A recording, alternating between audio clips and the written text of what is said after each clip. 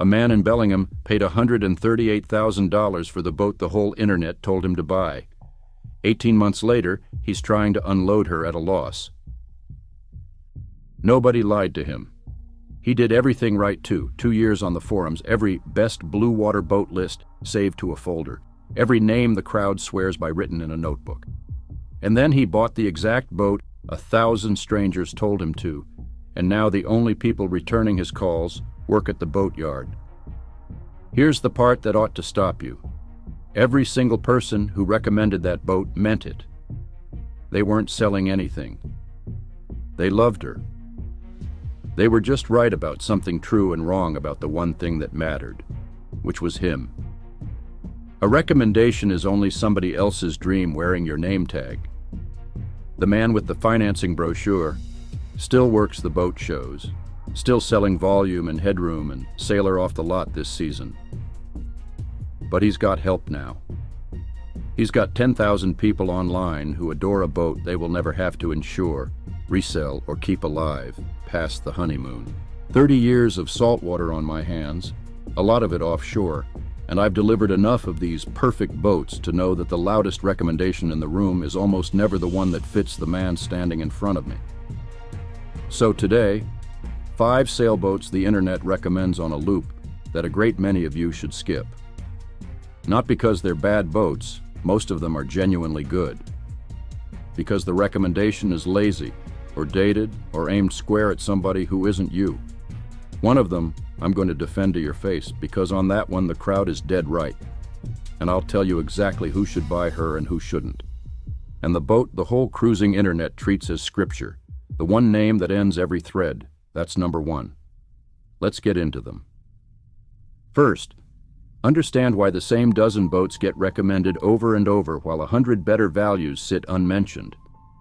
3 reasons, and not one of them is about you. Nostalgia.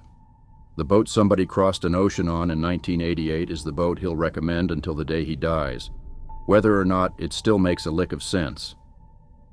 Survivorship.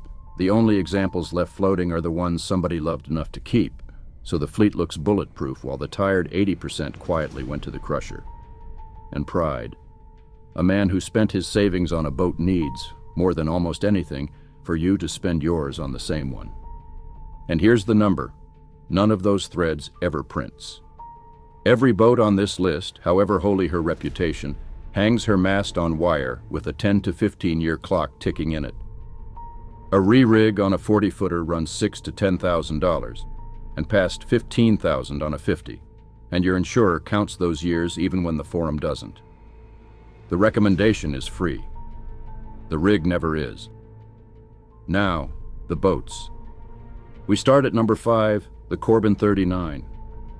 Say that name in the right corner of the internet and grown men go misty.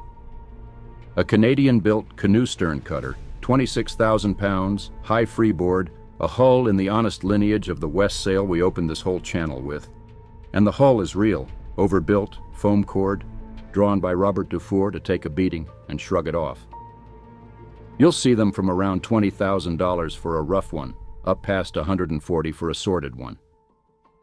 Here's what the fan club forgets to say out loud. Corbin sold most of those boats as kits. Bare hulls and half-finished shells that somebody's uncle completed in a field in Quebec over the following 15 years, to no standard but his own. Roughly 200 hulls, and no 2 of them are the same boat below the waterline. The tankage, the wiring, the bulkhead tabbing, the engine beds, the deck core where every fitting went in, all of it done by a stranger you'll never meet at a skill level you can only guess at. The great ones are genuinely great. The bad ones will bleed you white while you find out which one you bought. So the Corbin isn't a boat. She's a lottery ticket with a mast. Buy the factory-finished hull with the paper to prove it, or don't buy a Corbin at all. Number 4 is the one a certain loud crowd will die defending. The amateur-built steel cruiser. The Bruce Roberts, the backyard one-off, the buy steel and go anywhere gospel that runs through every serious cruiser thread on the web. And they're half right, which is exactly what makes it dangerous. Professionally built steel is a magnificent ocean material, a hull that shrugs off a reef and a shipping container both. But that is not what's for sale. What's for sale is 40-year-old backyard steel, welded up by an owner with more dream than certification. And here's the thing nobody in that thread will tell you. You cannot survey it. Everything that will actually kill the boat is happening where no instrument can reach, behind the ceiling, under the foam insulation, down in the bilge where a little water has sat against bare metal for 30 years, eating it from the inside out. Rust doesn't announce itself. It works in the dark, like a tide coming in under a locked door. I walked a backyard steel 40-footer once for a fella who'd already half decided to buy her. We pulled up a section of cabin sole, put a light behind the tank, and the plate back there had gone to lace where nobody had looked in 20 years. He'd have found it 200 miles out. And the market already knows lenders won't finance her, insurers balk, and your only buyer is paying cash and shopping scared exactly the way you should have. Steel is a wonderful hull and a terrible used boat gamble, and the internet only ever tells you the first half. Now number 3, and here's where I stop swinging and stand up for one, because the crowd is right about this boat. The Nonsuch 30. Everybody recommends her, and for once everybody's onto something. One mast, no stays, one big sail on a wishbone boom, one sheet, one halyard. You tack her by turning the wheel and doing nothing else at all. Mark Ellis drew her, and Hinterhuller built better than 1,000 of them to a standard most production yards couldn't touch. And she carries the beam of a 36-footer, so below she's cavernous. Clean ones run from the high 20s to the mid-50s. For a couple in their 60s who want to sail a proper boat off a mooring on a Tuesday evening with no foredeck wrestling match in the dark, there is almost nothing on the water this civilized. So who should skip her? You, if the dream in your head has an ocean in it. Because that unstayed rig everybody praises is a coastal rig. It's a huge single sail and a specialist aluminum spar from a builder that's been gone 30 years. And when it wants real attention, you are not phoning the local rigger. You're mounting an expedition. She's a superb bay and sound boat sold to half her buyers as a passage maker. She was never drawn to be. Do not buy her to cross anything with weather in it. That's the honest cut. The crowd loves the right boat for the wrong reason, and the reason is the whole ballgame. If that's the kind of straight answer you're not getting from a thread full of people who need you to validate the check they already wrote, do me a favor, tap that like button, then hit subscribe. I put a couple of these out every week, and there's always another boat that deserves the truth instead of a chorus. Number 2, the Whitby 42. Walk into any affordable bluewater liveaboard conversation, and her name is on the second line. Ted Brewer drew her, a big, husky center cockpit ketch, full keel, a proper aft cabin you can genuinely live in, a reputation earned in far-flung anchorages since 1972. And I'll say it plainly, because I defended a ketch on this channel not long ago, and I meant it. The rig is not the problem. 2 smaller sails a tired couple can wrangle at 3 in the morning is a virtue, not a flaw.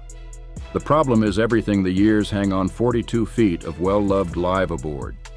These boats are past 50 years old now, and most of them have spent every one of those years being somebody's home, which means every system aboard is a stack of other people's postponed decisions.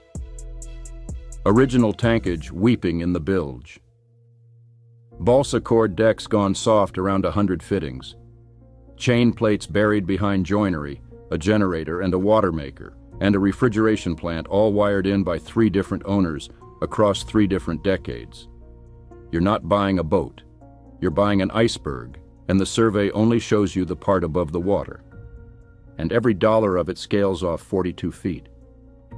The slip, the haul, the paint, the rig, the biggest boat on this list carries the biggest version of every bill, and it lands on the tightest live aboard budget in the marina. The Whitby is a wonderful hull wrapped in a very long, very expensive to-do list, and the $90,000 sticker that looks like a bargain is just the down payment on that list. And that brings us to number 1, the boat the entire cruising internet treats as the final answer. The Amel Super Maramu.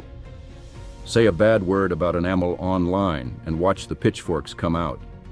And I understand it, I do. Henri Amel built a 53-foot ketch for the express purpose of letting a couple with no offshore experience untie the lines and sail clean around the world. And it works. 5 watertight bulkheads. Electric furling on every sail so you never once leave the cockpit. People have circled the planet on them without ever going forward. As a piece of design, she is close to genius. Here's why most of you should still walk. Everything that makes an Amel is Amel's own. The proprietary drive instead of a normal shaft. The proprietary electric furlers. The whole integrated French system the boat leans on to be the boat everybody worships. When it works, it's magic. When it doesn't, you're not calling the guy down the dock. You're hunting one of a handful of Amel specialists on your continent and waiting on a part that ships from France on French time. She costs $150,000 to $300,000 to buy and carries a maintenance budget well above her size on top of that.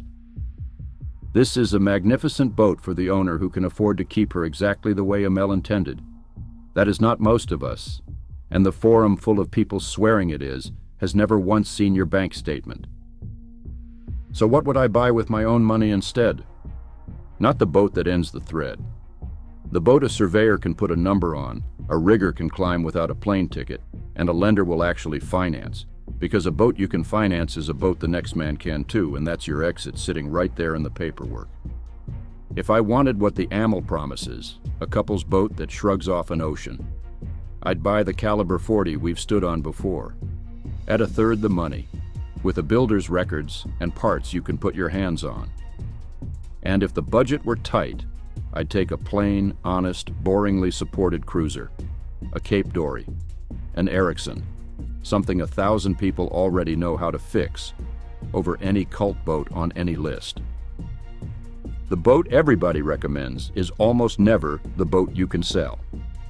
And the boat you can sell is the only one that ever really sets you free, because that's the whole trick nobody in those threads tells you.